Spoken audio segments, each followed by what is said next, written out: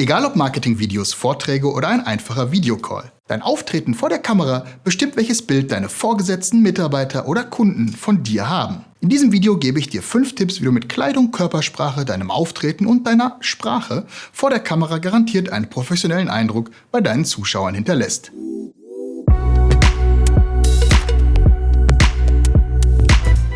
Mein Name ist Alexander Lorenz. Ich bin Gründer und Geschäftsführer von MindMap.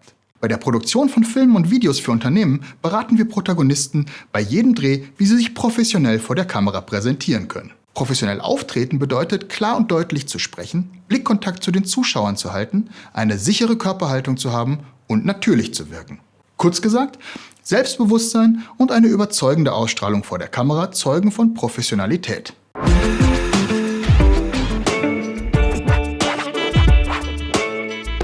Eine gute Vorbereitung vor dem Dreh lässt dich während der Aufnahme sicherer auftreten. Je öfter du deine Performance vor der Kamera übst, desto selbstbewusster und überzeugender wirst du am Drehtag vortragen. Es lohnt sich, sich selber aufzunehmen oder vor einem Spiegel zu üben. Das Aufnehmen hat den Vorteil, dass du dich im Nachhinein selber anschauen kannst und dir Fehler leichter auffallen. Ein Tipp, um dir das Sprechen vor der Kamera zu erleichtern? Stell dir vor, du sprichst mit einer konkreten Person, mit einem Vertreter deiner Zielgruppe.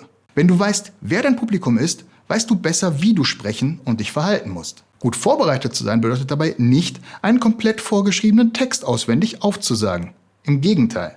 Trotzdem ist es sehr wichtig, sich vorher Gedanken zu machen, was man überhaupt sagen will. Der gesunde Mittelweg ist es daher, sich Notizen in Form von Stichpunkten zu machen und diese dann frei vorzutragen. Denn das andere Extrem, ein Vortrag ohne jegliche Vorbereitung, geht zwangsläufig nach hinten los. Wenn du ein Interview geben willst, habe ich dir am Ende ein Video verlinkt, das auf die Vorbereitung für Videointerviews nochmal genauer eingeht. Mit einem Teleprompter übrigens kannst du dein Skript beim Dreh ablesen und so trotzdem rüberkommen, als würdest du frei vortragen.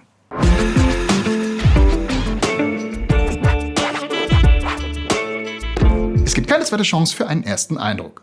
Das gilt nicht nur im Alltag, sondern auch vor der Kamera. Deshalb trägt deine äußere Erscheinung stark dazu bei, welches Bild deine Zuschauer ab der ersten Sekunde von dir haben. Um einen positiven ersten Eindruck zu hinterlassen, solltest du etwas anziehen, worin du dich wohlfühlst, aber nicht zu wohl. Im Gegensatz zur Präsenzveranstaltung gibt es bei Videoaufnahmen spezielle technische Anforderungen an die Kleidung, die du trägst. Du solltest in Videoaufnahmen zum Beispiel keine Kleidung mit Streifen oder Karos tragen. Diese können sogenannte Moiré-Effekte verursachen. Auch weiße oder schwarze Kleidung ist weniger ratsam, da sie zu starken Kontrasten führen kann. Und zu guter Letzt solltest du bunte Muster und große Texte auf der Kleidung vermeiden, da sie dein Publikum ablenken können. Ein besonderer Fall sind Greenscreen-Produktionen. Hier solltest du unbedingt das Tragen von grüner Kleidung vermeiden.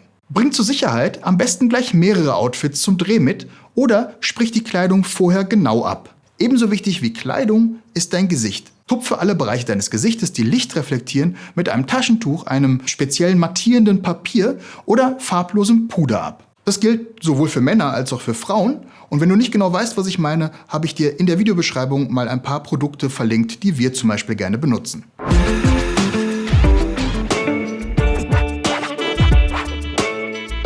Für ein professionelles Auftreten reicht es natürlich nicht aus, seriöse Kleidung zu tragen. Auch deine Körpersprache hat Auswirkungen darauf, wie deine Zuschauer dich wahrnehmen. Für deine Wirkung macht es dabei einen großen Unterschied, ob du im Stehen oder im Sitzen sprichst. Grundsätzlich ist es für kurze Statements oder wenn du besonders energisch rüberkommen willst, besser zu stehen. Dadurch hat dein Körper ganz automatisch eine andere Körperspannung, die du noch mal unterstützen kannst, indem du darauf achtest, deine Schultern zurückzuziehen und so deinen Rücken gerade zu halten. Eine große Frage ist immer, was mache ich mit meinen Händen? Wenn es sich für dich natürlich anfühlt, ist es gut, durch einfaches Gestikulieren deine Aussagen zu unterstreichen. Was du auf jeden Fall nicht tun solltest, ist die Hände in die Hosentaschen stecken, in der Hüfte abstützen oder vor der Brust verschränken. So kommst du wahlweise desinteressiert, forsch oder abwehrend rüber. Versuch stattdessen eine offene Haltung gegenüber deinen Gesprächspartnern einzunehmen. Im Sitzen kommen zu den Händen, mit denen wir nicht wissen, was wir tun sollen, noch die Füße hinzu. Je nachdem, wie entspannt die Gesprächssituation ist, kannst du die Beine locker auf dem Boden aufstellen oder übereinander legen. Vermeiden solltest du Haltungen, die zu sehr nach Hinfläzen aussehen oder bei denen du mit gespreizten Beinen zur Kamera gedreht sitzt. Sowohl im Stehen als auch im Sitzen ist deine Mimik wichtig. Je nach Inhalt und Zweck deiner Präsentation, deiner Rede oder deines Interviews kannst du unterschiedlich stark emotional auftreten. Wichtig dabei zu wissen, während du auf einer Bühne meistens weiter von deinem Publikum entfernt stehst, wodurch starke Mimik und Gesten weniger gut erkennbar sind, zeigt eine Kamera alle Details. Die gleiche Geste kann also völlig übertrieben rüberkommen. In jedem Fall solltest du es vermeiden, Fragen oder Aussagen deines Gegenübers durch abfällige Blicke, Verdrehen der Augen oder Ähnliches zu kommentieren. Das kommt arrogant und unsympathisch rüber und du weißt nie, wann du gerade zu sehen bist. Stattdessen bietet sich als Grundhaltung ein dezent freundlicher Gesichtsausdruck an. Nur pass auch hier auf, dass er nicht zu einem verkrampften Lächeln verkommt.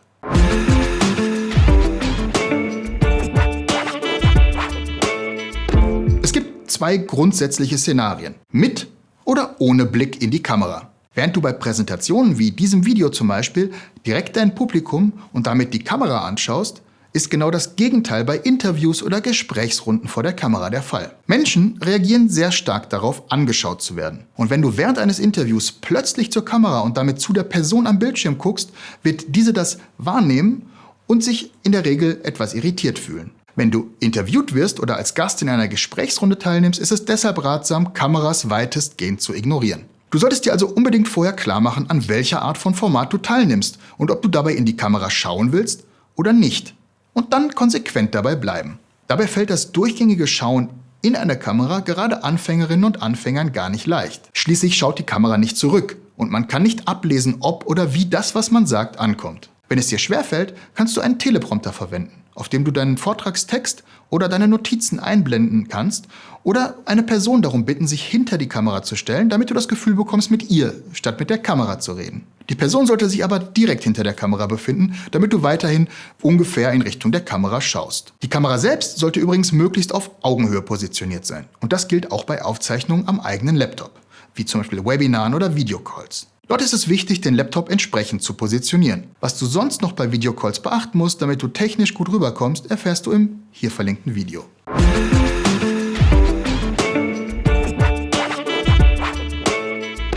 Kommen wir zum wichtigsten Teil des Redens vor der Kamera, dem Reden selbst. Viele Menschen, gerade wenn sie das erste Mal vor der Kamera stehen, haben regelrecht Angst davor. Sich versprechen, stottern, das Wichtigste vergessen und plötzlich komplett die Stimme oder den Faden verlieren. Das sind die Horrorszenarien. Dabei passiert das erstens wesentlich seltener, als man befürchtet, und kommt zweitens für andere meist weniger schlimm rüber als für einen selbst. Gegen die Aufregung hilft nur Erfahrung und das Gefühl von Kontrolle über die Situation. Und selbst die erfahrensten Schauspielerinnen kennen ein gesundes Maß an Lampenfieber. Aufgeregt sein ist also nicht das Problem, sondern wie du damit umgehst. In Live-Situationen musst du auf unerwartet auftretende Herausforderungen zwangsläufig reagieren. Einfach aufstehen und abhauen ist normalerweise keine Option. Deshalb hier ein paar konkrete Tipps für Dinge, die passieren können und wie du damit umgehst. Wenn du zum Beispiel einen Frosch im Hals hast oder deine Stimme belegt ist, trink einen Schluck stilles Wasser. Kohlensäurehaltige Getränke, Kaffee oder Limonade solltest du eher vermeiden. Wenn du dich versprichst, korrigier dich und wiederhol den Teil, den du falsch gesagt hast. Wenn du eine Frage nicht richtig verstanden hast oder etwas Zeit zum Nachdenken brauchst, bitte dein Gegenüber, die Frage zu wiederholen. Allgemein kommst du am natürlichsten rüber, wenn du dich natürlich verhältst.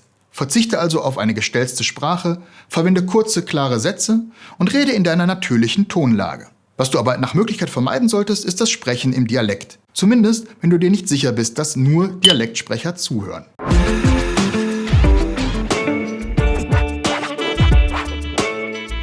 Mit diesen Tipps kommst du sowohl in Vorträgen als auch in Interviews gut rüber. Wenn du dich aber näher dafür interessierst, wie du ein überzeugendes Video-Interview gibst, schau mal ins hier verlinkte Video rein. Standest du selbst schon mal vor der Kamera? Hast du noch weitere Tipps? Was ist dir am schwersten gefallen? Schreib uns deine Erfahrungen in die Kommentare. Und wenn dir dieses Video gefallen hat, lass uns ein Like und ein Abo da. Wir sehen uns im nächsten Video von MindNapped mit Videos mehr erreichen.